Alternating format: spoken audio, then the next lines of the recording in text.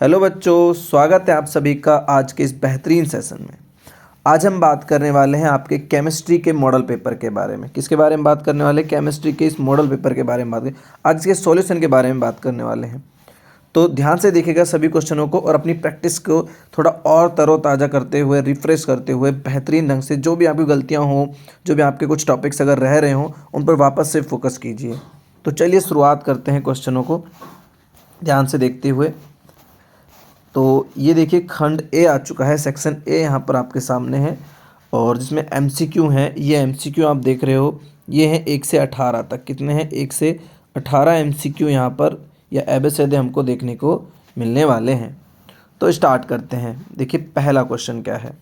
पहला क्वेश्चन है, जलीय विलयन में विलय के पूर्ण वियोजन के लिए वॉन्ट हॉफ कारक आई का अधिकतम मान वाला यौगिक है ना।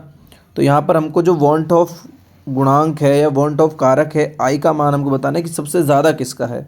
तो हमारे आपके सामने 4 हैं। देखिए वॉन्ट ऑफ गुणांक ने क्या बताया, मतलब ये जो आई की वैल्यू है इससे हमको पता चलता है कि जो ये प्रायोगिक यानी कि जो हम प्रयोग करते हैं प्रायोगिक मान है ना, और यहाँ पर आते हैं सैद्धांतिक मान। सैद्धांतिक मान ये होता है इसका फॉर्मूला। तो इसमें क्या होता है, हम कणों की संख्या के आधार पर, मॉलिक्यूल के जो संख्या है नंबर से, उनके आधार पर ये पता करते हैं। जैसे देखते हैं कि यहाँ पर क्या होता है, ये KCl है ना। तो यहाँ पर अगर हम देखते हैं तो हमको पहले KCl का एक अणु होता है, यानी कि इसको हम सैद्धांतिक रूप से कहें तो ये एक था, लेकिन बाद में KCl टूट कर कितना हो जाता है, K+ और Cl- है ना। क्योंकि ये जो है वॉन्ट ऑफ गुणांक है ये पूर्ण वियोजन के लिए है ना। तो ये वियोजित होगा। उसके बाद देखते हैं तो हमको K+ और Cl- 2 मिलने वाले हैं। तो 2/1 यानी कि 2 वैल्यू आ जाएगी हमारे पास KCl की। NaCl के लिए भी इसी तरह से हम बात करते हैं, तो इसके लिए भी 2/1 बराबर 1 ही आने वाला है, क्योंकि NaCl भी किस तरह से टूट जाता है, Na+Cl- में टूट जाता है। इसी तरह से अगर हम बात करें मैग्नीशियम सल्फेट की, तो यहाँ पर भी Mg+2 और SO4- में टूट जाता है ये, या वियोजित हो जाता है। तो इसके भी हमको 2/1 यानी कि इसकी वैल्यू भी हमको 2 ही मिलने वाली है। लेकिन अगर हम बात करें K2SO4 की, तो K2SO4 का जो वियोजन है ये होता है K+ SO4- 2 में होता है। यहाँ पर जो ये पोटेशियम, इसके 2 मॉलिक्यूल होते हैं। कितने होते हैं? 2 मॉलिक्यूल होते हैं। तो टोटल जो यहाँ पर मॉलिक्यूल हैं वो 3 हो जाते हैं। तो इसकी जो वैल्यू आती है वो 3/1 आती है, मतलब यहाँ इसकी वैल्यू आ जाती है 3। इससे हमको पता चलता है कि जो वॉन्ट ऑफ गुणांक है, वॉन्ट ऑफ कारक है, उसके आई की वैल्यू मैक्सिमम 3 आ रही है सबसे ज़्यादा। तो किसकी है? K2SO4 की।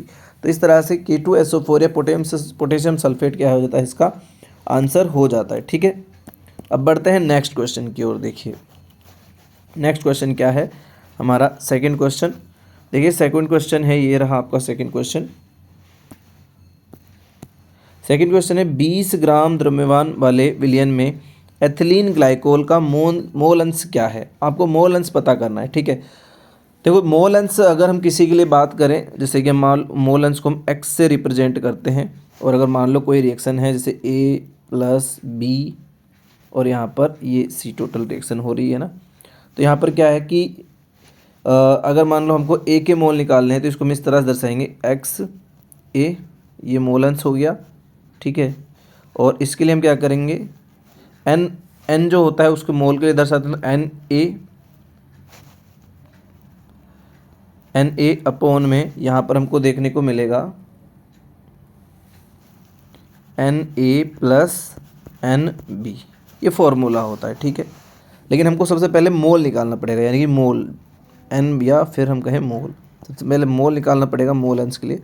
और मोल अंश या मोल का जो फॉर्मूला होता है ग्राम में मात्रा अपॉन में अणुभार। क्या होता है? अणुभार या मॉलिक्यूलर वेट होता है। ठीक है, यहाँ अणुभार आता है। तो इन फॉर्मूले से हम निकाल सकते हैं। तो हम देखिए यहाँ पर निकालने की कोशिश करते हैं इस क्वेश्चन को, आंसर को। देखिए जो एथिलीन ग्लाइकोल होता है ना, इसका जो फॉर्मूला होता है वो होता है CH2OH एंड CH2OH। तो इसको हम इस तरह से भी लिख सकते हैं शॉर्ट फॉर्म में C2H6O2। ठीक है, अब इसका अगर हम अणुभार निकालें, हमको वैल्यू दी हुई है 20 ग्राम। ठीक है, हमको ऑलरेडी इसकी वैल्यू कितनी दी हुई है यहाँ पर 20 ग्राम हमको दी हुई है। हम अगर पहले से इसका अगर मोल अंश निकालना है तो पहले इसका मोल निकालना पड़ेगा। तो हमको ग्राम में मात्रा तो है लेकिन अनुभार नहीं है, तो इसका अनुभार देखिए क्या हो जाता है। यहाँ पर जो C2H6O2 है, यहाँ पर देखिए ये C2 आ जाता है 24, क्योंकि कार्बन का 12 होता है, यहाँ पर प्लस में 6, ऑक्सीजन का क्योंकि 16 हो जाता है तो 2 हैं, तो इस तरह से 32 हो जाते हैं। तो टोटल अगर हम इसको ऐड करते हैं तो ये आ जाते हैं 62। तो इसका क्या हो जाता है 62 अणुभार हो जाता है। अब इससे मोल निकालते हैं तो देखिए यहाँ पर क्या होता है 20/62 क्या हो जाता है, इसका आंसर आ जाता है। और जब इसको हम भाग करते हैं तो हमको 0.32 के आसपास की वैल्यू हमको प्राप्त होती है। तो हमको ये तो पता चलेगा, लेकिन दूसरा क्या है यहाँ पर हमको बी नहीं पता चला। मान लो ए तो पता चल गया, यहाँ पर वैल्यू ही दी हुई है 20 ग्राम द्रव्यमान वाले विलयन में। तो यहाँ पर 20 ग्राम अगर ये है तो सीधी सी बात है, अगर कुछ नहीं दिया हुआ तो जल होगा। क्या होगा, जल होगा। और द्रव्यमान में जब भी दिया जाता है तो हम टोटल में से 20 माइनस कर लेते हैं, यानी कि अगर टोटल जो विलयन है वो 100 ग्राम का होगा तो उसमें से अगर 20 हम माइनस करते हैं तो हमको 80 ग्राम मिल जाता है। तो सर जल की मात्रा हमको 80 ग्राम मिलेगी। अब जल के भी हमको मोल निकालने पड़ेंगे। अब जल के अगर मोल निकालने हैं तो जल का अणुभार कितना होता है वो पता होना चाहिए। तो H2O जल का अणुभार होता है 2 + 16, क्योंकि ऑक्सीजन का 16 होता है तो ये होता है 18। ठीक है, इस यहाँ पर जब हम 18 का भाग देंगे तो हमारे पास जो आंसर आने वाला है वो तकरीबन देखिए कितना आंसर आ जाता है। यहाँ पर हमारे पास आंसर आ जाता है 4.44 के आसपास आंसर आ जाता है। तो अब हमारे पास मोल आ गए हैं, जल के मोल भी आ चुके हैं और किसके मोल आ चुके हैं, एथिलीन ग्लाइकोल के मोल आ चुके हैं। बस अब हमको आंसर लिखना है कि यहाँ पर जो हमारा मोल अंश है इथाइलिन ग्लाइकोल का, है ना, ये कैसे निकालेंगे। हमको सबसे पहले 0.32 अपॉन में हमको ये जोड़ने होंगे दोनों, 0.32 प्लस 0.32 प्लस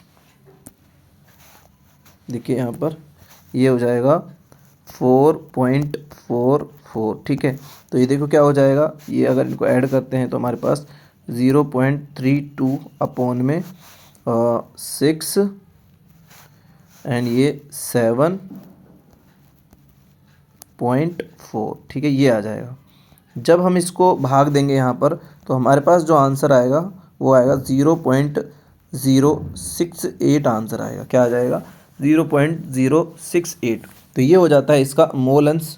देखिए इसका मोल अंश क्या हो जाएगा, फिर यहाँ पर इसका सी आंसर हो जाता है, ये 0.068 आंसर हो जाएगा। तो इस तरह से इसका आंसर हम निकाल सकते हैं। ठीक है, उम्मीद है आप सभी को ये क्वेश्चन समझ में आया होगा। अगर आपको इसमें कोई प्रॉब्लम आती है तो आप कमेंट बॉक्स में बता सकते हो।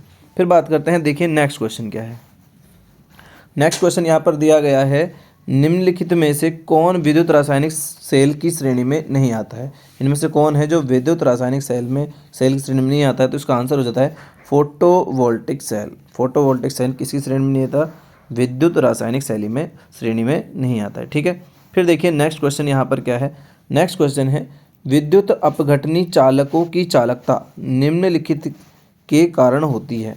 जो विद्युत अपघटनी चालक हैं उनकी चालकता किनके कारण होती है। तो विद्युत अपघटन होता है तो आयन्स में टूट जाते हैं, तो किनके कारण होता है, यहाँ पर आयनों के कारण। किनके कारण होता है, आयनों के कारण चालकता होती है। ठीक है, उसके बाद बात करते हैं नेक्स्ट क्वेश्चन की।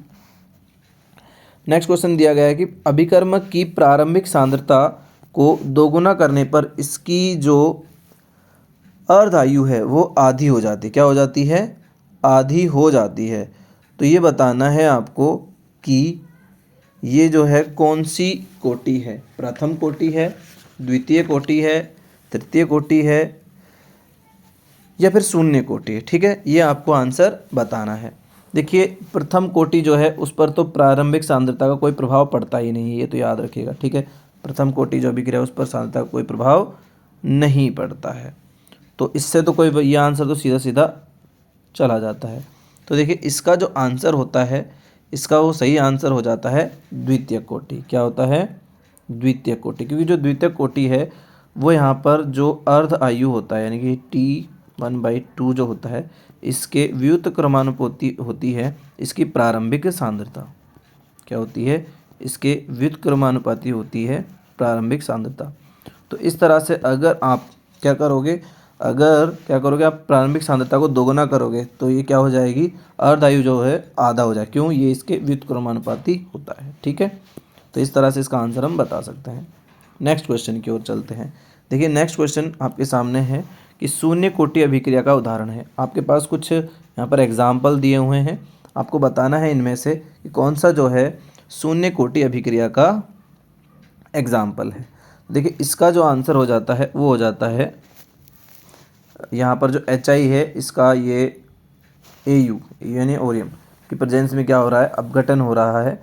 तो यहाँ पर जो प्रारंभिक सांद्रता है या फिर कोई भी काम नहीं कर रहा है, शून्य कोटि अभिक्रिया हो जाती है। ठीक है, मतलब जब रिएक्शन का जो वेग स्थिरांक है वो किसी सांद्रता पर प्रभाव नहीं पड़ता है, अभिकारक चाहे कोई भी अभिकारक हो उसकी सांद्रता को कोई प्रभाव नहीं पड़ता है, तो क्या वो क्या कैसे अभिक्रिया होती है, शून्य कोटि अभिक्रिया होती है। अगर मान लो एक या दो अभिकारक होंगे तो उनकी सांद्रता का प्रभाव पड़ता है तो द्वितीय कोटि अभिक्रिया है, एक का पड़ता है तो प्रथम कोटि, अगर ये दोनों का ही नहीं पड़ता है तो शून्य कोटि अभिक्रिया हो जाती है। ठीक है, इस तरह से। फिर देखिए नेक्स्ट क्वेश्चन की ओर बढ़ते हैं। निम्न में से कौन सर्वाधिक ऑक्सीकरण प्रदर्शित करता है? तो ऑक्सीकरण अवस्था सबसे ज़्यादा कौन प्रदर्शित करता है? मैग्नीज करता है। कौन करता है? मैग्नीज यहाँ पर सबसे ज़्यादा ऑक्सीकरण अवस्था दर्शाता है, जो कि Mn+7 तक होती है। +2 से +7 तक की सारी अवस्थाएं शो करता है। और Mn+ इस फ्लोराइड के सबसे ज़्यादा शो करता है। ये संकुल आपको दिया हुआ है, आपको बताना है धातु M की उपसंयोजन संख्या और ऑक्सीकरण संख्या का योग क्या है। देखिए यहाँ पर जो एथिलीन डायमीन है और C2O4 है, ये दोनों ही द्विदंतुक लिगेंड है। कैसे हैं ये? द्विदंतुक लिगेंड है, द्विदंतुक लिगेंड है। ठीक है, इस तरह से लिगेंड हो जाते हैं। बात करें यहाँ पर तो देखो जो ये C2O4 है, तो C2O4 की कहानी इस तरह से होती है, ये ऑक्जिलेट है, यहाँ पर दोनों पर ही माइनस चार्ज होता है। तो इस तरह से ये दो माइनस चार्ज लेकर रहता है, एक है, एक अणु दिया हुआ है, तो दो माइनस चार्ज इसके हो गए और एक आपको Cl दिख रहा है जो कि बाहर है। यानी कि अगर हम इसको तोड़ते हैं तो इस पर प्लस चार्ज आएगा, मतलब माइनस के दो ये और एक प्लस चार्ज हो गया। तो यहाँ पर जो M है इसकी ऑक्सीकरण अवस्था की बात करें तो ये +3 है। क्या है? +3 है। और यहाँ पर अगर हम बात करें इसकी जो उपसंयोजन संख्या है तो वो क्या है? देखिए ये यहाँ से दोनों ही लोन पेयर देने वाला है इस तरह से। और जो एथिलीन डायमीन है ना, ये एथिलीन डायमीन है, ये भी इस तरह से द्विदंतुक लिगेंड का काम करती है। किसका काम करती है? द्विदंतुक लिगेंड का काम करती है। इस तरह से ये द्विदंतुक लिगेंड है और ये रही, है ना। तो अगर हम इस तरह से हमको पता चलता है कि 1 2 3 4 5 6 टोटल 6 यहाँ पर ये जो उपसंयोजक बंध है वो बन रहे हैं। इस तरह से उपसंयोजन संख्या की बात करें तो 6 है। कितनी है? 6 यहाँ हमको दिख रही है। कितनी दिख रही है? 6। और ऑक्सीकरण अवस्था कितनी है यहाँ पर? 3 है। तो इस तरह से इनका योग क्या हो जाएगा? इनका योग हो जाएगा 9। क्या हो जाएगा? 9। तो हमसे पूछा क्या है? इनका योग पूछा है, तो इस तरह से हम इनका योग बता सकते हैं। ठीक है, ये इसका आंसर हो जाता है। अब नेक्स्ट क्वेश्चन की ओर बढ़ते हैं। देखिए नेक्स्ट क्वेश्चन यहाँ पर क्या है। देखिए नेक्स्ट क्वेश्चन है, निम्नलिखित में से कौन सा यौगिक CH3CHCl2 का सही नाम है? यहाँ पर आपको ये CH3CHCl2 का सही नाम है हमको यहाँ बताना है। देखिए इसका सही नाम जो है वो क्या हो जाता है? इसका सही नाम है एथिलीडीन क्लोराइड। क्या होता है? एथिलीडीन क्लोराइड इसका सही नाम हो जाता है ना। इसको हम जेमिनल क्लोराइड भी कह देते हैं। क्या कह देते हैं? Geminal chloride. यहाँ पर जैम वर्ड भी आ सकता है, जैम डाइक्लोराइड या जेमिनल डाइक्लोराइड या एथिलीडीन क्लोराइड, याद रखना ये डाइक्लोराइड है। उसके बाद बात करते हैं नेक्स्ट क्वेश्चन। देखिए HCl के साथ प्राथमिक एल्कोहल की क्लोरोएल्केन प्रतिक्रिया में उत्प्रेरक होता है ना। प्राथमिक एल्कोहल का जब हम क्लोरोएल्केन में चेंज करते हैं, मतलब इस तरह से है ये कि ROH है और हमको इसको चेंज करना है RCl में। ठीक है, तो यहाँ पर HCl है, HCl के साथ दूसरा कौन होता है? तो वो होता है निर्जल Z+ZnCl2। और इन दोनों को हम सम्मिलित रूप से क्या कहते हैं? लुकास अभिकर्मक कहते हैं। क्या कहते हैं? लुकास अभिकर्मक, याद रखना। क्या कहते हैं? लुकास अभिकर्मक कहते हैं। तो ये आंसर हो जाता है हमारा निर्जल ZnCl2। उसके बाद बात करते हैं हम नेक्स्ट क्वेश्चन की। नेक्स्ट क्वेश्चन है सैलिसिलिक अम्ल के एसिटिलीकरण से बना यौगिक है, क्या नाम है उस यौगिक का।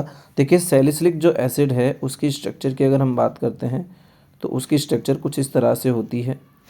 बहुत बार सैलिसिलिक अम्ल की स्ट्रक्चर पूछी जाती है, याद रखना। ये होता है सैलिसिलिक एसिड, ठीक है। यहाँ हमसे पूछा गया अगर इसका एसिटाइलेशन कर दें। अब एसिटाइलेशन बहुत सारे यौगिक कर सकते हैं, लेकिन मान लो कि एसिटाइलेशन यहाँ से हम इस तरह से कर रहे हैं। ये अम्ल हैलाइड है जिससे हम क्या कर रहे हैं, एसिटाइलेशन कर रहे हैं। जब इससे एसिटाइलेशन करते हैं तो HCl निकल जाता है, और जो यहाँ पर देखिए कंपाउंड बनता है उसकी स्ट्रक्चर कुछ इस तरह से, यहाँ O है, ये एसिटिल समूह यहाँ ऐड हो गया है, ठीक है। ये कौन सा समूह हो गया है, एसिटिल समूह। ये जो समूह है इसको एसिटिल समूह कहते हैं, और बाकी ये COOH है, ठीक है। देखिए ये वाला जो समूह है इसको क्या कहते हैं हम, एसिटिल समूह है। ये है एसिटिल समूह, ठीक है। आपके पास रिएक्शन आ जाती है कई बार एग्जाम में कि एसिटिलीकरण किसे कहते हैं, और या एसिटिलीकरण के लिए इक्वेशन दीजिए, समीकरण दीजिए, तो फिर आप इस तरह से कर सकते हो।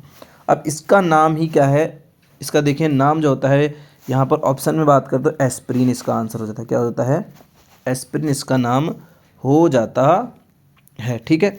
लेकिन अगर हम बात करें तो इसका दूसरा नाम है एसिड सैलिसिलिक एसिड। क्या है, एसिटिल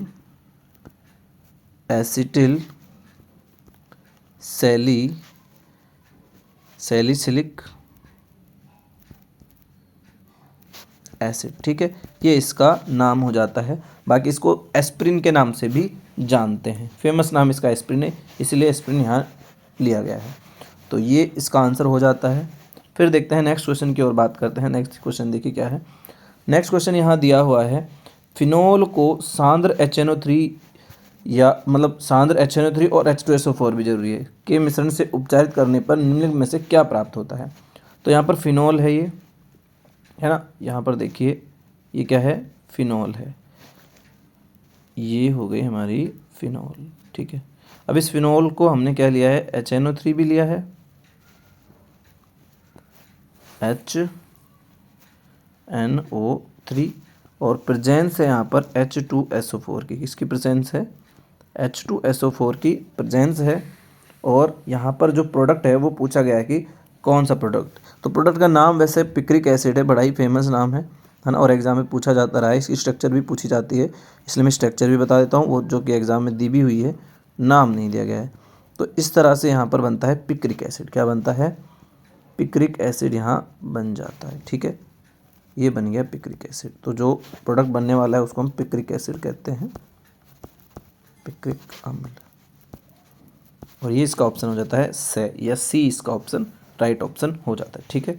नेक्स्ट क्वेश्चन की ओर बढ़ते हैं। देखिए नेक्स्ट क्वेश्चन क्या है यहाँ पर। नेक्स्ट क्वेश्चन है, एक कार्बन परमाणु युक्त कार्बोक्सिलिक अम्ल है, मतलब ऐसा कार्बोक्सिलिक अम्ल जिसके पास केवल एक कार्बन है, तो उसका नाम है फॉर्मिक एसिड, जिसका फॉर्मूला होता है HCOOH। इसको मैथेनोइक एसिड भी कहते हैं, याद रखना। दूसरा जो इसका नाम है वो क्या है, मैथेनोइक अम्ल। क्या कहते हैं इसको, मैथेनोइक अम्ल भी कहते हैं। यहाँ पर सिरका भी देवा, ये भी बड़ा फेमस है, इसको एसिटिक एसिड कहते हैं। इसका फॉर्मूला होता है CH3COOH, ठीक है। ये देखो एसिटिक अम्ल, ये सिरका ही है, सही में एक सिट्रिक अम्ल भी होता है 3 कार्बन का, ठीक है। फिर बात करते हैं, दाल चीनी से प्राप्त कौन सा यौगिक रुचिकर सुगंध देता है ना। यहाँ पर दिया हुआ है दाल चीनी से प्राप्त कौन सा यौगिक रुचिकर सुगंध देता है, तो ये है सिनेम एल्डिहाइड। क्या है ये, सिनेम एल्डिहाइड। सिनेम एल्डिहाइड मतलब कोई एल्डिहाइड कंपाउंड ही है जो कि क्या देता है यहाँ पर, रुचिकर सुगंध देता है। इस तरह के क्वेश्चन आपसे बहुत रेयर पूछे जाते हैं, ये रटने वाला क्वेश्चन है, सिर्फ आपको रटना है और कुछ नहीं करना, ठीक है। फिर बात करते हैं नेक्स्ट क्वेश्चन की। देखिए नेक्स्ट क्वेश्चन क्या है, कीटोन तब बनते हैं जबकि इनमें से किसका ऑक्सीकरण या विहाइड्रोजनीकरण होता है, तब कीटोन बनते हैं। तो देखिए यहाँ पर सही मायने में जो आंसर होता है वो होता है सेकेंडरी एल्कोहल। जो प्राइमरी एल्कोहल होते हैं, है ना, जो क्या होते हैं, प्राइमरी एल्कोहल होते हैं, उनसे बनते हैं एल्डिहाइड। क्या बनते हैं यहाँ पर, एल्डिहाइड बनते हैं इस तरह से, इनका ऑक्सीकरण जब होता है तो। लेकिन जब सेकेंडरी जो एल्कोहल होते हैं उनका यहाँ पर क्या होता है, ऑक्सीकरण होता है। इस तरह से मान लो ये R है, तो यहाँ पर क्या होता है, फिर कीटोन का फॉर्मेशन होता है। किसका फॉर्मेशन होता है, कीटोन का। इस तरह से ये कीटोन बन जाता है। नेक्स्ट क्वेश्चन की ओर बढ़ते हैं। देखिए नेक्स्ट क्वेश्चन यहाँ पर दिया हुआ है आपके सामने कि आपको ये जलीय विलयन में मैथिल प्रतिस्थापित अमीनों के क्षारीय प्रबलता का सही क्रम पता करना है। देखिए इसको आपको याद रखना है, बहुत ही इम्पोर्टेंट है ये। इसका आंसर हो जाता है यहाँ पर ये कि यहाँ डाई अमीन है, ये प्राथमिक अमीन है और ये तृतीयक अमीन है ना। 2 डिग्री, ये 1 डिग्री है और ये 3 डिग्री है। ये मैथिल के लिए है, याद रखना है ना। और अगर बात करते हैं यहाँ पर मैथिल के स्थान पर अगर एथिल आ जाता तो उसका जो क्रम होता 2 डिग्री, फिर यहाँ पर आता 3 डिग्री एंड फिर आता 1 डिग्री, है ना। और इन सब के बाद में आता अमोनिया, याद रखना। तो इस तरह का होता है ये क्षारकता का घटता हुआ क्रम, मैंने लिखा है ना। तो प्रबलता सबसे ज़्यादा कौन सा है, 2nd डिग्री जो एमीन है वो सबसे ज़्यादा क्या है, क्षारीय होती है। ये एथिल के लिए याद रखना, यानी कि इसके लिए CH3CH2 के लिए एथिल प्रतिस्थापी, इसके साथ NH2 वगैरह जुड़ा हुआ है, ठीक है। नेक्स्ट क्वेश्चन की ओर बात करते हैं। नेक्स्ट क्वेश्चन यहाँ पर दिया हुआ है, किस नाम की अभिक्रिया द्वारा एमाइड को एमीन में परिवर्तित किया जाता है। पार्किन अभिक्रिया, क्लेसन अभिक्रिया, सेंडमेयर रिएक्शन है या हाफमान अभिक्रिया। तो इसका आंसर हो जाता है हाफमान अभिक्रिया या हाफमान ब्रोमाइड रिएक्शन। अगर उस रिएक्शन की बात करें तो देखिए ये एमाइड होता है इस तरह से, ये क्या है, एमाइड है। इसकी रिएक्शन यहाँ पर कराई जाती है Br2 से, और प्लस में होता है यहाँ पर ये Br2 और 3KOH 3 या 4KOH यहाँ पर लेते हैं। इसकी जब रिएक्शन कराते हैं तो यहाँ पर बनता है प्राथमिक एमीन, ठीक है। और साथ में सोडियम कार्बोनेट या पोटेशियम कार्बोनेट निकल जाता है। मेनली हमारा ये बनता है, एक कार्बन यहाँ से CO2 के फॉर्म में निकल जाता है, ठीक है। तो यहाँ पर क्या होता है, एक तरह से विघटन है या कम हो रहा है कार्बन, तो एमाइड से एमीन हम हाफमान ब्रोमाइड रिएक्शन से बनाते हैं, जो कि ये आपके सामने रिएक्शन है, ठीक है। नेक्स्ट क्वेश्चन की ओर बढ़ते हैं। देखिए नेक्स्ट क्वेश्चन क्या है यहाँ पर। नेक्स्ट क्वेश्चन यहाँ दिया हुआ है, निम्नलिखित में से कौन ज्विटर आयन बनाने में समर्थ है। याद रखना जो ज्विटर आयन है उसमें पॉजिटिव और नेगेटिव दोनों आयन होते हैं ना। तो यहाँ पर एक ही ऑप्शन आता है, वो है NH2CO CH2NH2, मतलब ये होता है। हालांकि ये एक अमीनो एसिड है जिसका नाम ग्लाइसिन है, ठीक है। ये हाइड्रोजन, यहाँ हाइड्रोजन है और ये COOH है। अब ये किस तरह से ज्विटर आयन बनाता है मैं आपको भी बता देता हूँ। देखिए यहाँ पर क्या होता है, जब ये ज्विटर आयन बनाएगा इस तरह से, तो ज्विटर आयन जब ये बनाएगा तो ये हाइड्रोजन यहाँ से दे देगा और ये बना लेगा NH3। क्या बना लेगा, NH3। इस पर आ जाएगा पॉजिटिव चार्ज, क्योंकि नाइट्रोजन पर होता है लोन पेयर, ठीक है। यहाँ पर होता है कार्बन, कार्बन के साथ यहाँ हाइड्रोजन जुड़ा हुआ है, इधर भी हाइड्रोजन है और इसके पास होता है COO-। तो यहाँ पर देखिए पॉजिटिव चार्ज भी और नेगेटिव चार्ज भी। तो ये जो स्ट्रक्चर है इसी को हम कहते हैं ज्विटर आयन। क्या कहते हैं, इसी को हम कहते हैं ज्विटर आयन। तो ये यहाँ पर आंसर हो जाता है। इस तरह से ये ज्विटर आयन बनाता है। अब देखिए ये हमारे MCQ क्वेश्चन यहाँ पर ख़त्म हो जाते हैं। अब हम बात करते हैं जो फिल इन द ब्लैंक्स हैं, उन क्वेश्चनों के ऊपर बात करते हैं कि फिल इन द ब्लैंक्स में देखिए कौन कौन से क्वेश्चन हैं। पहला क्वेश्चन है, किसी अभिक्रिया के वेग नियम व्यंजक में प्रयुक्त सांद्रताओं के घातांकों का योग उस अभिक्रिया की क्या कहलाती है। तो ये अभिक्रिया की कोटि कहलाती है। क्या कहलाती है, अभिक्रिया की कोटि कहलाती है ना। तो उनके जो वेग नियम, यहाँ पर याद रखना, वेग नियम से जो व्यंजक बनता है उसकी बात हुई है। तो वहाँ पर जो सांद्रताओं के घातांकों का योग है वो क्या होता है, उस अभिक्रिया की कोटि कहलाती है। मतलब इस तरह से हम लिखते हैं कि ये जैसे मान लो यहाँ A इसकी सांद्रता है और सांद्रता पर कोई N1 घातांक है, इस तरह से ये B अभिकारक है, इस पर N2 है ना। तो जो कोटि है, कोटि क्या होती है, ये होती है N+1 N+1 N2, ठीक है। इस तरह से ये हो जाती है। तो ये अभिक्रिया की कोटि कहलाती है, ठीक है। एक सिंपल सी डेफिनेशन है अभिक्रिया की। अभिक्रिया की कोटि बड़ी इंपॉर्टेंट है आपके एग्जाम की ओर से। द्वितीयक कोटि अभिक्रिया के वेग स्थिरांक की इकाई है ना। तो यहाँ पर देखिए द्वितीयक कोटि अभिक्रिया की जो वेग स्थिरांक यानी के की जो इकाई या यूनिट है वो हो जाती है mole inverse litre second inverse, है ना। ये याद रखना, ये द्वितीय कोटि की, किसकी है, ये द्वितीय कोटि की है। अगर हम बात करें देखिए शून्य कोटि की, सभी के लिए मैं यहाँ पर बता देता हूँ क्योंकि यहाँ से क्वेश्चन आता है। तो शून्य कोटि के लिए होता है मोल, लीटर इनवर्स, सेकंड इनवर्स, ठीक है। और अगर बात करें प्राथमिक के लिए, तो प्राथमिक के लिए बहुत ही सिंपल हो जाता है, वो हो जाता है सेकंड इनवर्स, सिंपल, ठीक है। तो ये आपको ध्यान रखना है, एग्ज़ाम में ज़रूर यहाँ से पूछा जाता है। फिर देखिए यहाँ पर दिया गया है कि इच्छु शर्करा का प्रतिलोमन खालिस्तान अभिक्रिया का होता है। ये भी कोटि ही पूछी गई है, क्या पूछी गई है यहाँ पर, ये भी आपसे कोटि ही पूछी गई है। तो ये जो एग्जाम्पल हो जाता है ये प्राथमिक या प्रथम कोटि की अभिक्रियाओं के लिए, किसके लिए है, प्रथम कोटि अभिक्रियाओं के लिए है, ठीक है, उनका एग्जाम्पल है ये। फिर बात करते हैं यहाँ पर, ये संक्रमण धातुओं की कणन एंथैल्पी का मान खालिस्तान होता है तो कैसा होता है, उच्च होता है। कैसा होता है, उच्च होता है कणन एंथैल्पी का मान। बात करते हैं नेक्स्ट क्वेश्चन की। यहाँ पर एक आपको उपसेचन संकुल दिया हुआ है और आपसे पूछा गया है कि इसकी ज्यामिति क्या है। देखिए इसकी ज्यामिति जो होती है वो होती है वर्ग समतलीय। क्या होती है, वर्ग समतलीय। क्या होती है, वर्ग समतलीय होती है। और इसमें देखिए संकरण भी अगर हम बात करें, यहाँ पर संकरण जो होता है वो DsP2 होता है, याद रखना। ऐसा क्यों होता है, क्योंकि यहाँ पर Cn जो है एक प्रबल लिगैंड है। कैसा है ये, Cn कैसा है, प्रबल लिगैंड है, प्रबल लिगैंड है। इस कारण यहाँ पर जो आंतरिक संकुल का या निम्न चक्रण संकुल या आंतरिक चक्रण संकुल का निर्माण होता है। नेक्स्ट क्वेश्चन की ओर बढ़ते हैं। देखिए नेक्स्ट क्वेश्चन क्या है, नेक्स्ट क्वेश्चन यहाँ पर दिया हुआ है कि आपको ये अभिक्रिया पूर्ण करनी है ना। तो यहाँ पर आपको बताने की क्या बनने वाला है। तो देखिए अभिक्रिया पूर्ण कर रहे हैं तो यहाँ पर एक बनने वाला है ये CH3 CH2, यहाँ पर आ जाएगा आयोडाइड और प्लस में बन जाएगा यहाँ पर सोडियम ब्रोमाइड। ये एक हैलोजन विनिमय अभिक्रिया है। क्या है, हैलोजन विनिमय अभिक्रिया है। इस अभिक्रिया का एक नाम भी है जिसे हम कहते हैं फिंकेल्स्टाइन रिएक्शन। नेम रिएक्शन है ये और इम्पोर्टेंट रिएक्शन है, फिंकेल्स्टाइन अभिक्रिया, ठीक है। इसी तरह की एक अभिक्रिया जिसको हम स्वार्ट अभिक्रिया कहते हैं, उसमें क्या होता है यहाँ पर, जैसे मान लो CH3 CH2 Br है, इसकी जो रिएक्शन हम AgF से कराते हैं, ठीक है, यानी सिल्वर फ्लोराइड से कराते हैं तो हमको क्या मिलता है यहाँ पर, एल्किल फ्लोराइड मिल जाता है, ठीक है। क्या मिल जाता है, एल्किल फ्लोराइड मिल जाती है। ये है स्वार्ट अभिक्रिया।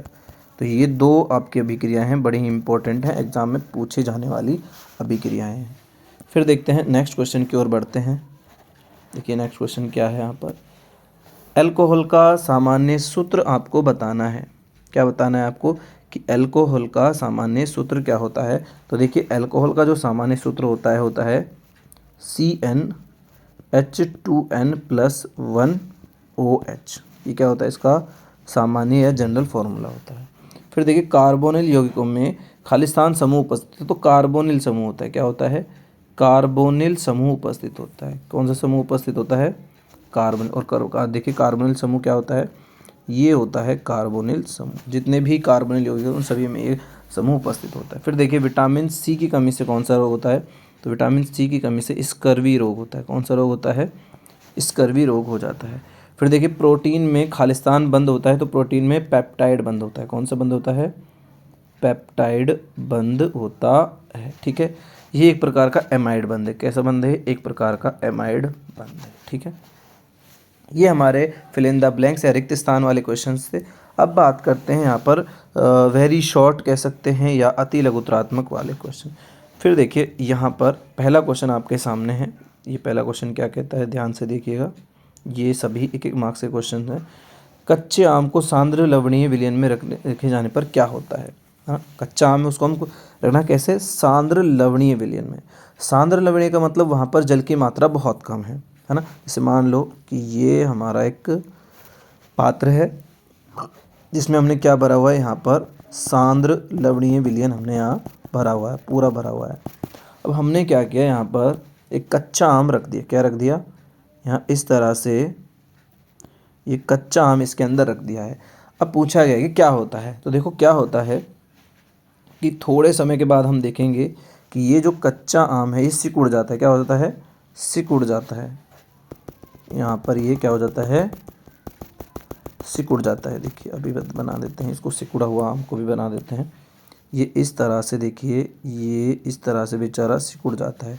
ऐसा क्यों हुआ है? ऐसा इसलिए हुआ है क्योंकि यहाँ पर सांद्रता ज़्यादा है, पानी कम है, तो आम के अंदर जो पानी है वो सारा बाहर निकलने लग जाता है। किसके कारण? परासरण। इसको बही परासरण कह देते हैं ना। सारा पानी बाहर निकल जाता है, जिसके कारण क्या हो जाता है, यहाँ पर आम सिकुड़ जाता है। क्या होता है? आम सिकुड़ जाता है। तो आंसर क्या हो जाएगा कि आम सिकुड़ जाएगा। ठीक है, ये आंसर हो जाएगा। अब नेक्स्ट क्वेश्चन की ओर बढ़ते हैं। हमारा देखिए नेक्स्ट क्वेश्चन क्या है। नेक्स्ट क्वेश्चन यहाँ पर दिया हुआ है, परासरण दाब की परिभाषा दी है कि परिभाषा लिखिए। तो देखिए परिभाषा मैं आपको बोल सकता हूँ, आप लिख लेना कि ये परासरण क्या है? एक बाह्य दाब है। क्या है ये? परासरण दाब एक बाह्य दाब होता है, याद रखना। कैसा दाब है ये? बाह्य दाब। ठीक है, तो परासरण दाब के बारे में बात करते हैं कि किसी विलयन पर लगाया जाने वाला ऐसा बाह्य दाब जो विलायक के अणुओं का अर्धपारगम्य झिल्ली से प्रवाह को रोकता है। ठीक है, इसको देखो इस तरह से मैं आपको यहाँ समझा सकता हूँ इसको कि ये एक पात्र है और इसमें हमने क्या किया है, यहाँ पर एक अर्धपारगम्य झिल्ली यहाँ हमने लगा दी है। क्या लगा दी है? अर्धपारगम्य झिल्ली लगा दी है। एक तरफ देखिए यहाँ पर बहुत बहुत बहुत बहुत ये है सांद्र विलयन है। क्या है ये? सांद्र विलयन है। और एक तरफ यहाँ पर देखिए ये तन विलयन है। कैसा विलयन है? तो मतलब यहाँ पानी ज़्यादा है और यहाँ पर पानी कम है ना। ओहो, यहाँ पानी कम है। ठीक है, ये बहुत ज़्यादा सांद्र है। यहाँ कैसा है? वाटर कम है ना, और यहाँ वाटर ज़्यादा है, H2O ज़्यादा है। तो जनरली क्या होता है, पानी क्या होता है, यहाँ से अपनी उच्च सांद्रता से निम्न सांद्रता की ओर जाता है। कैसा जाता है? यहाँ से इधर जाता है। इसको तो हम कहते हैं परासरण। क्या कहते हैं? परासरण। लेकिन अगर हम ये कर दें कि यहाँ पर एक प्रेशर अप्लाई कर दें। क्या कर दें? एक प्रेशर अप्लाई कर दें, जो क्या करे कि यहाँ से जो जहाँ पर पानी ज़्यादा है वहाँ से पानी को जाने से रोके, तो क्या होगा? पानी इस सांद्र विलयन में नहीं जा पाएगा। ये कैसा है? सांद्र है ना। तो इस सांद्र विलयन में पानी नहीं जा पाएगा, और पानी अगर यहीं नहीं जा पाएगा तो ये जितना वैल्यू इसकी इस दाब को आएगी, जो दाब हम लगा रहे हैं, ये वाला दाब है ना, ये वाला जो दाब जो हम लगा रहे हैं, जितनी इसकी वैल्यू आने वाली है उसी को हम क्या कहते हैं?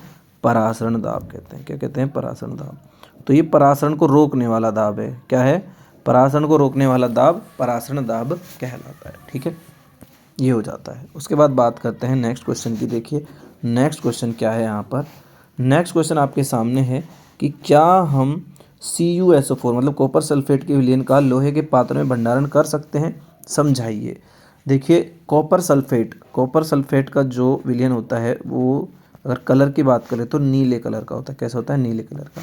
लेकिन यहाँ क्या करेंगे, अगर हम लोहे के पात्र में मतलब बर्तन ले लें हम एक लोहे का, और उसमें इसको रख सकते हैं कि नहीं रख सकते? तो बिल्कुल नहीं रख सकते भाई। क्यों नहीं रख सकते? अगर हम इसको रखते हैं, क्या रखते हैं, अगर इस कॉपर सल्फेट को हम लोहे मतलब आयरन के साथ रखते हैं तो यहाँ पर रिएक्शन हो जाएगी। क्या हो जाएगी? रिएक्शन हो जाएगी। क्यों हो जाएगी? क्योंकि जो आयरन है ये कॉपर को यहाँ से प्रतिस्थापित कर देगा या फिर विस्थापित कर देगा, और क्या बना लेगा? ये आयरन सल्फेट बना लेगा। क्या बना लेगा? आयरन सल्फेट बना लेगा, और साथ में यहाँ कॉपर। तो इससे होने से जो कॉपर सल्फेट था वो बदल जाएगा आयरन सल्फेट। इसलिए हम क्या नहीं कर सकते, यहाँ पर हम इसको नहीं रख सकते हैं। ठीक है, इसको नहीं रख सकते। तो ये इसका आंसर हो जाता है। उसके बाद देखिए किसी अभिक्रिया के लिए वेग स्थिरांक का मान नहीं है, याद रखना, ये इसकी यूनिट है। तो अभिक्रिया की कोटि आपको बतानी है। तो अभिक्रिया की कोटि मैंने अभी बताई है, होगी प्राथमिक अभिक्रिया। आप प्राथमिक कोटि होगी, प्रथम कोटि होगी। ठीक है, प्राथमिक कोटि होगी या प्रथम कोटि रहने वाली है। अभी मैंने बताया शायद आपको, देखो यहाँ पर ये मैंने मेंशन किया है, ये रहा। ठीक है, यहाँ सेकंड इनवर्स। ठीक है, ये इसका आंसर हो जाता है। फिर देखिए यहाँ पर दिया गया है कि अभिक्रिया के वेग पर उत्प्रेरक की उपस्थिति का प्रभाव को समझाना है हमको। तो उत्प्रेरक जो होता है क्या करता है? अभिक्रिया के वेग को बढ़ाता है। क्या बढ़ाता है? अभिक्रिया के वेग को बढ़ाता है, जनरली बढ़ाता है। अभिक्रिया के वेग को बढ़ाता है, लेकिन ये हमेशा ज़रूरी नहीं। ये जो उत्प्रेरक हैं ये दो प्रकार के होते हैं। एक होते हैं धनात्मक, है ना, और एक होते हैं ऋणात्मक। दो तरह के उत्प्रेरक होते हैं, धनात्मक और ऋणात्मक।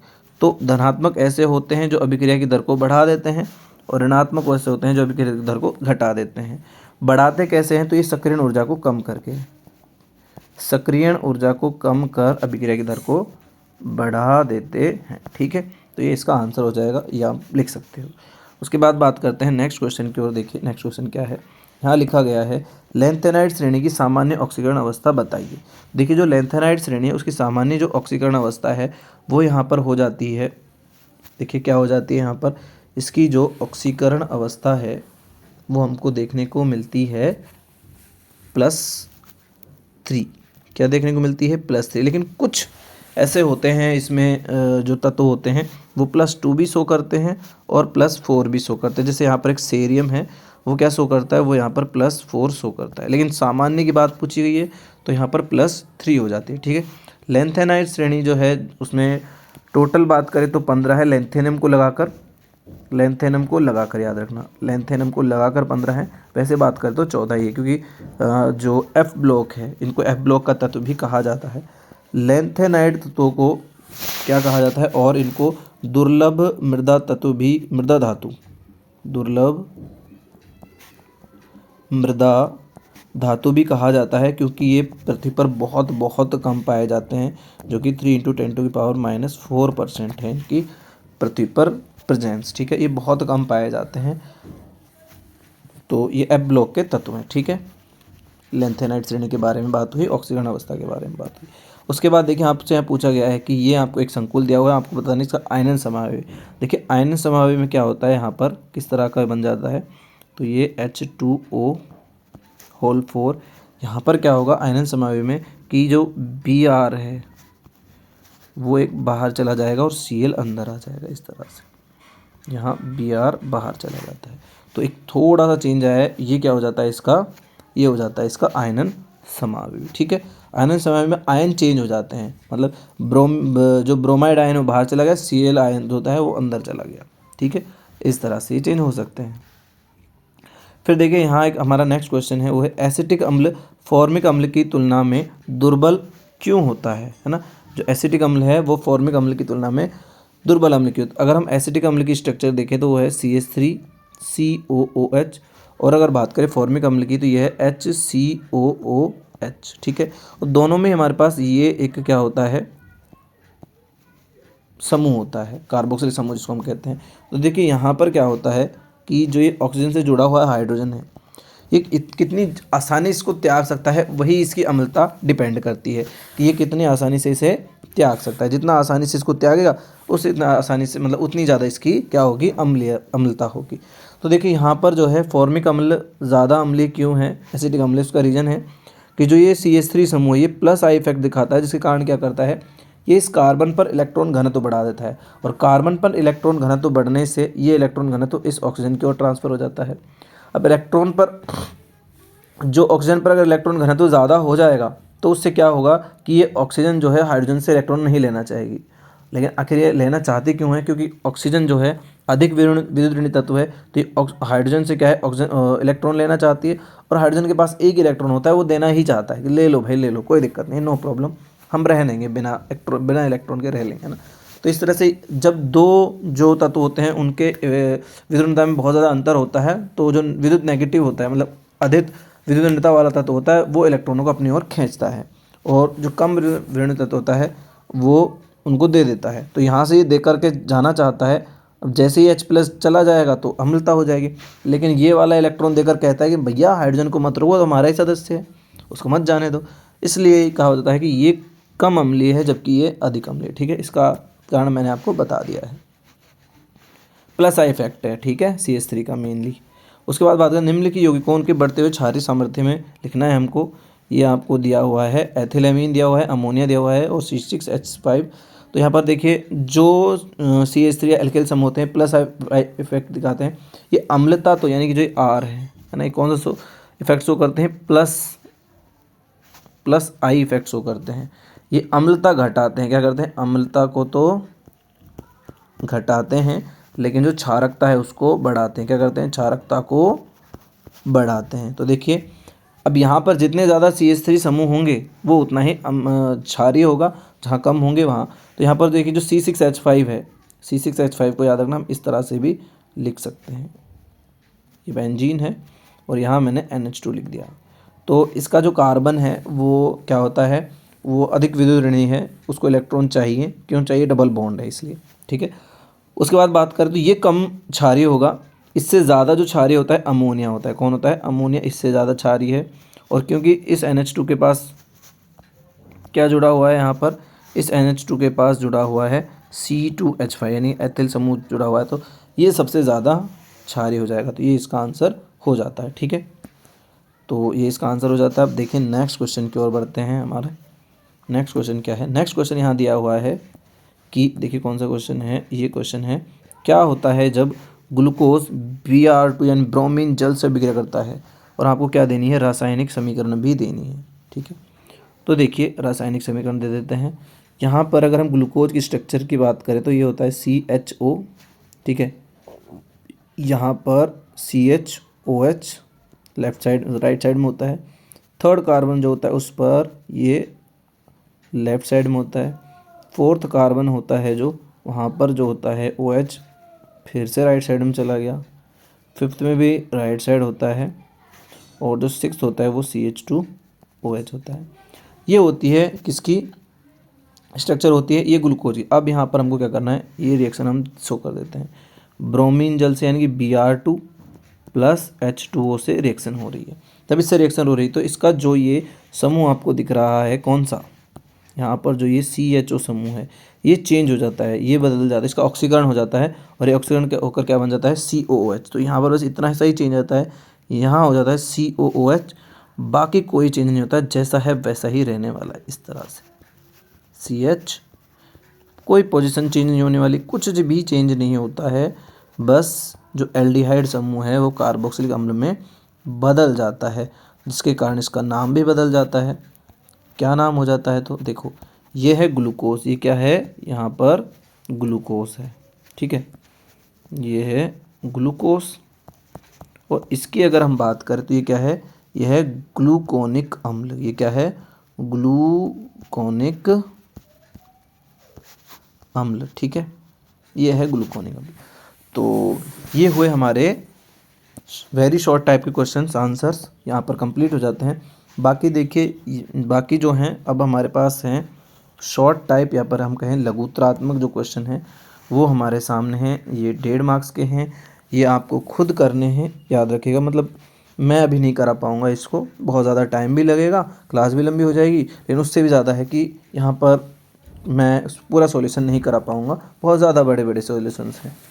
तो ये आपको करने हैं। बाकी आप देख सकते हो ये परासरण की परिभाषा आपको बतानी, जैसे मैं वो हम समझ में आ गया होगा आपको। और समुद्री जल के विलवणीकरण में प्रयुक्त विधि का नाम बताइए, यानी कि ये विपरीत परासरण है जो कि हम परासरण दाब बढ़ाकर करते हैं, ठीक है। एथिलीन ग्लाइकोल का 35% विलियन में वाहनों का इंजन ठंडा करने में काम आता है। इसमें जल का आयतन आपको मिलीलीटर में ज्ञात करना है ना, तो वो आपको बताना है। बाकी आंसर इसका 100 ml आ जाएगा, आप पता कर सकते हो, ठीक है। उसके बाद ये आपको दिखाया गया है कि इधर से प्रथम कोटि की अभिक्रिया आपको दी हुई है। 99.9% अभिक्रिया पूर्ण होने में लगा जो समय है वो अर्धायु का 10 गुना होता है। तो प्रथम कोटि जो अभिक्रिया होती है उसके अगर हम T/2 यानी 0.5 अर्धायु काल की बात करें, उसके लिए जो फॉर्मूला होता है वो 0.693 अपॉन में K होता है ना। और अगर प्रथम कोटि के लिए वैसे अगर हम बात करें, जो फॉर्मूला होता है जो आपको हेल्प करने वाला है सही मायने में, है ना, वो K के लिए आता है, तो वो होता है 2.303 अपॉन में यहाँ पर K, सॉरी ये यहाँ पर देखिए क्या होता है, ये यहाँ पर होता है, यहाँ पर टाइम होता है ना, और ये माइनस आ जाता है, साथ में यहाँ log 10 होता है, और यहाँ पर देखिए इसकी प्रारंभिक शर्त जिसको हम ऐसे शो करते हैं -x। इस फॉर्मूले से आंसर आप निकाल सकते हो। ये फॉर्मूला मेनली आपके काम आने वाला है इस क्वेश्चन को करने के लिए, ठीक है। बाकी हम बात करते हैं नेक्स्ट क्वेश्चन की। तो देख लीजिए आप एक बार, यहाँ दिया गया है कि जिंक, कैडमियम और एजे तत्वों से सकर्मक तत्व क्यों नहीं कहा जाता है? क्योंकि इनके D10 विन्यास होता है। कैसा होता है? D10 विन्यास होता है, इसीलिए। उसके बाद लेंथेनाइड अंकुचन की तुलना में एक तत्व से दूसरे तत्व के बीच एक्टिनाइड अंकुचन अधिक होता है। तो परमाणु में आकार में कमी होना है ना, वही क्या है? लेंथेनाइड अंकुचन है, वो आपको यहाँ बताना है। बाकी यहाँ निम्नलिखित के IUPAC नाम आपको बताने हैं। ये हेक्स टेट्रा एक्वा क्या है, कॉपर है।